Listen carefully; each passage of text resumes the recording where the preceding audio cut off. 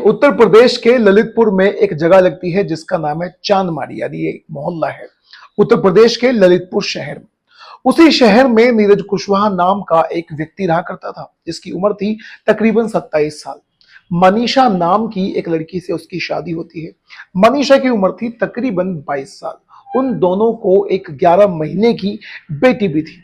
उन दोनों की लाइफ में सब कुछ बहुत अच्छा चल रहा था। नीरज कुशवाहा शादियों में सजावट का काम किया करता था। जब भी कभी उसके पास कोई कॉन्ट्रैक्ट आया करता था तो अपनी पत्नी को सारी बातें बताकर वो अपने काम पर बड़ी मस्ती के साथ जाया करता था।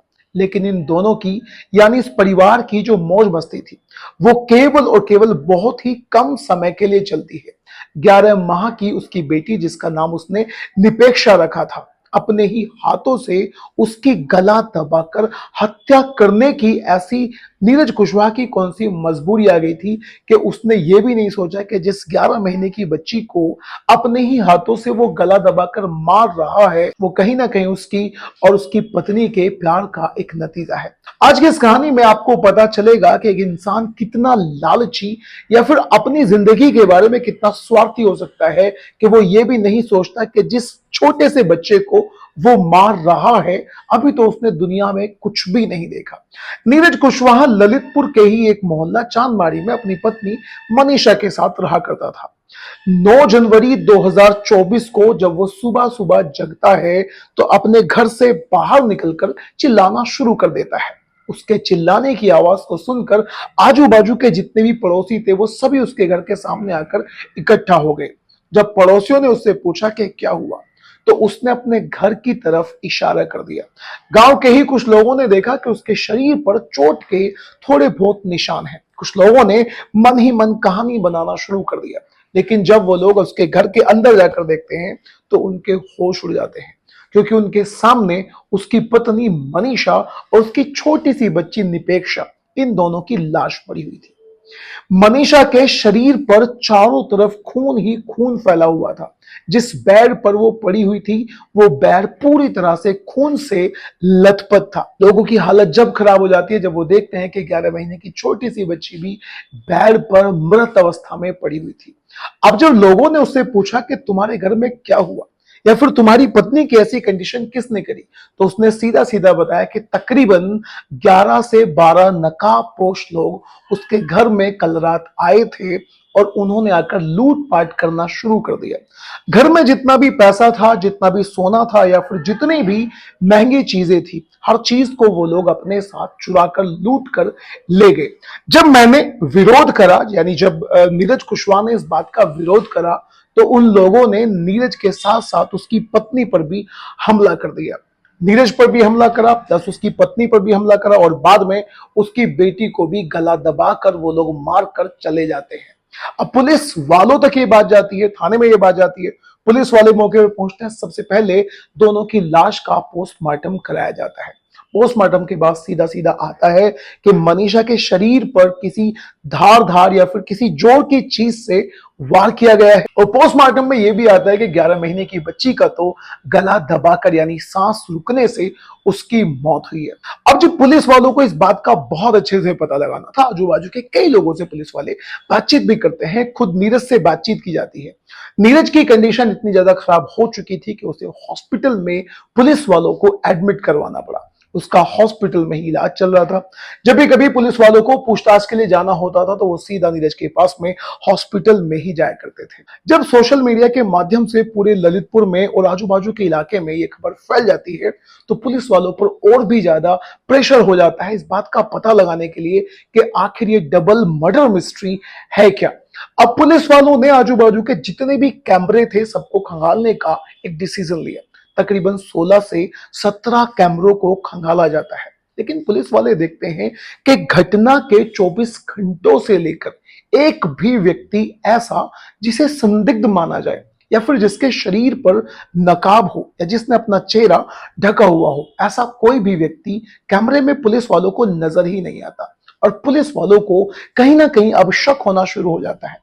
अब पुलिस वालों ने अपनी एक टीम बनाई और उस टीम से नीरज कुशवाहा से अलग अलग तरीकों से बातचीत करने के लिए बोला। और शुरुआत में तो नीरज ने पुलिस वालों को चकराने की पूरी पूरी कोशिश करी, लेकिन कहते हैं ना कि पुलिस वाले अपनी पर आते हैं तो वो अपनी एक एक बात को मुजरिम से उगलवा ही लेते हैं। और नीरज कुशवाहा भी यहाँ पर बहुत जल्दी पुलिस के बुने हुए जाल में फंस जाता है और वो पुलिस को एक कहानी सुनाता है और अपनी कहानी में ये कबूल लेता है कि हाँ, मैंने ही अपनी 11 माह की बेटी का गला दबाकर उसकी हत्या करी है और अपनी पत्नी को भी खुद मैंने ही अपने हाथों से मार डाला। लेकिन दोस्तों, वो कहानी क्या है?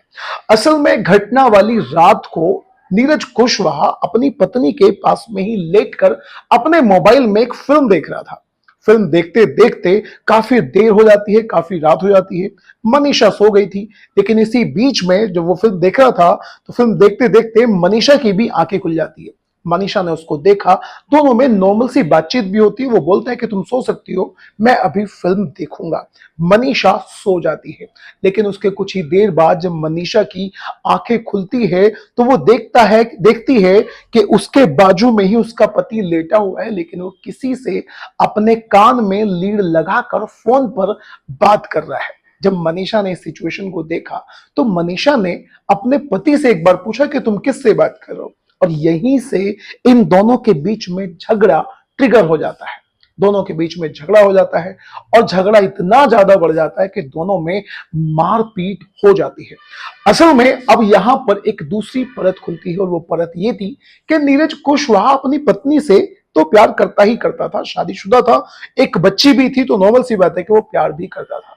लेकिन कहीं ना कहीं वो अपनी पत्नी के साथ खुश नहीं था, इसीलिए वो एक किसी दूसरी लड़की से बातचीत किया करता था और शादी के पहले से ही उस लड़की से बातचीत किया करता था।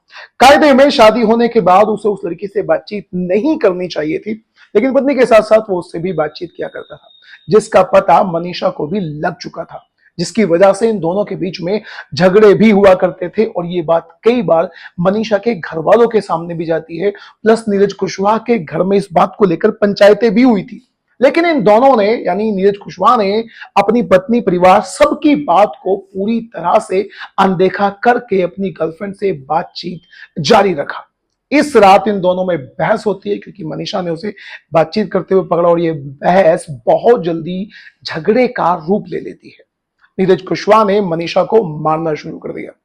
जवाब में मनीषा ने भी उसके शरीर पर कई जगह काटा, लेकिन जब उसे बहुत ज्यादा गुस्सा आ गया, यानी उसने देखा कि वो अपनी पत्नी को मार रहा है और वो इसका विरोध कर रही है, बस इसी बात के गुस्से से वो पास में पड़ा हुआ बैट उठा लेता है, क्रिकेट का बैट उठा लेता है और एक एक करके अपनी पत्नी पर, मनीषा पर मारना शुरू कर देता है।